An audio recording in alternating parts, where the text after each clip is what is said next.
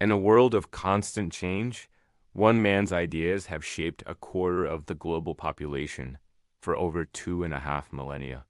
But who was the real Confucius? Beyond the fortune cookie quotes and the image of a wise old sage, there was a man of ambition, frustration, and a radical vision for humanity. This is the story of a man who failed to achieve his political dreams, but succeeded in changing the world forever. Born in 551 BC in the small state of Lu, in what is now modern-day Shandong province, China, his name was Confucius. The China of his time was anything but unified. The once mighty Zhou dynasty had crumbled, leaving a mosaic of warring states, each vying for power. It was a chaotic era of political intrigue, constant warfare, and social upheaval. Young Kang Qiu grew up in relative poverty, but he was driven by an insatiable thirst for knowledge. He devoured the classics, studying history, poetry, and ancient rites, believing they held the key to restoring order to his broken world. Confucius wasn't a prophet who claimed to speak with the gods. In fact, he rarely spoke of the supernatural. He was a thinker, a teacher, and a political advisor. His big idea was revolutionary for its time, and that just and harmonious society isn't built by force or by divine right, but by the moral cultivation of its people, starting from the top. He believed that rulers should lead by virtuous example, not by fear and punishment. If a leader was humane, just, and respectful, the people would naturally follow, creating a stable and prosperous state. This was a direct challenge to the tyrannical rulers of his day.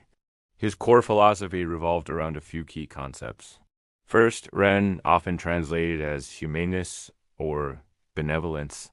This is the ultimate virtue, the empathy and compassion that should guide all our interactions.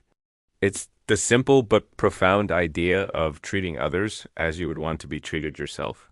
Next is Li, which refers to rites, rituals, and social etiquette. For Confucius, these weren't just empty ceremonies. They were the external structure, the social grammar that taught people their roles and responsibilities within the family and society, creating a sense of order and respect. Finally, there's Zhao, or filial piety. The reverence and respect children owe to their parents was the bedrock of society. He believed that if you could learn to be a good son or daughter, you would then know how to be a good citizen and a good official. The family was a microcosm of the state. Armed with these ideas, Confucius embarked on a career in politics. He held several minor posts in his home state of Lu, and for a time his influence seemed to be growing. He implemented reforms, and according to legend, Lu became a model of justice and order. But his straightforward and moralistic approach didn't sit well with the powerful aristocratic families who benefited from the corruption and chaos. His political career was short-lived, and at the age of 55, feeling disillusioned, he left his home state. For the next 13 years, Confucius wandered from state to state, accompanied by a small band of loyal disciples. He was essentially an itinerant political consultant, seeking a ruler wise enough to implement his vision for a better government.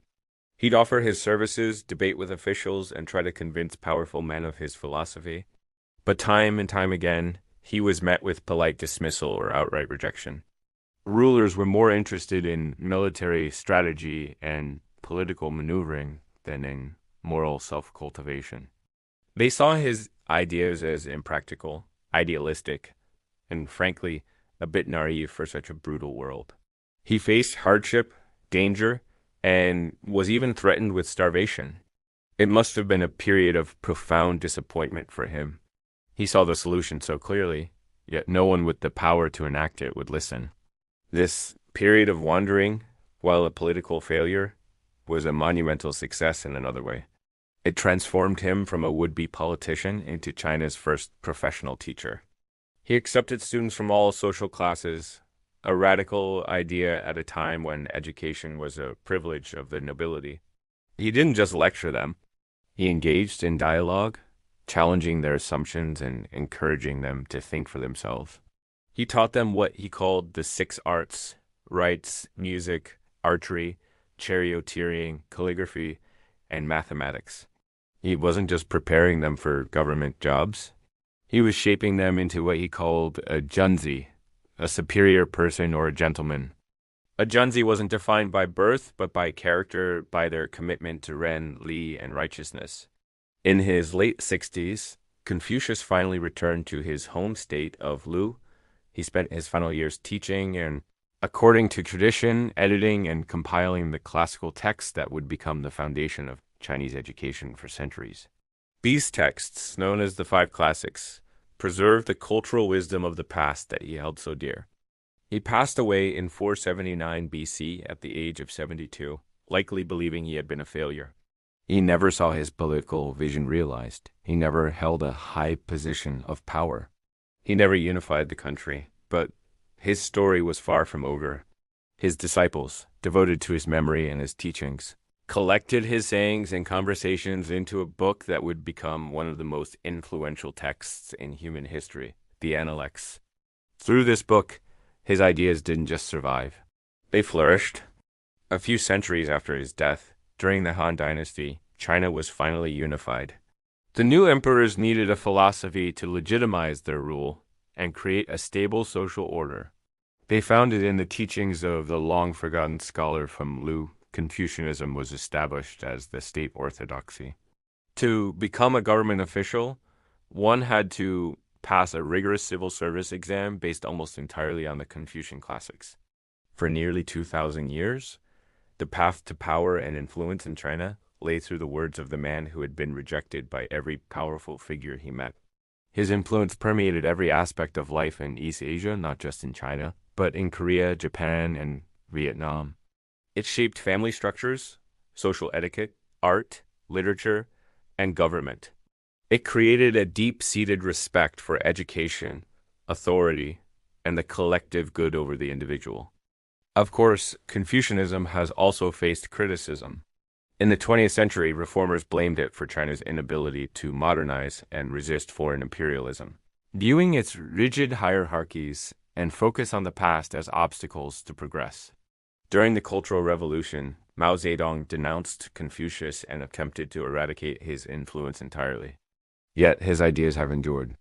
Today, we're seeing a major revival of Confucian thought, both within China and around the world. In an age often marked by individualism and social friction, his emphasis on community, empathy, and moral responsibility resonates deeply. His belief that a better world begins with a better self is a timeless message. The man who thought he failed became the architect of a civilization. He taught us that the true measure of a life isn't the power you hold, but the wisdom you share. And that is the enduring legacy of Confucius, the master we call Confucius. Thanks for watching. If you found this journey into the past interesting, don't forget to like, subscribe, and hit the notification bell for more deep dives into history and philosophy. See you next time.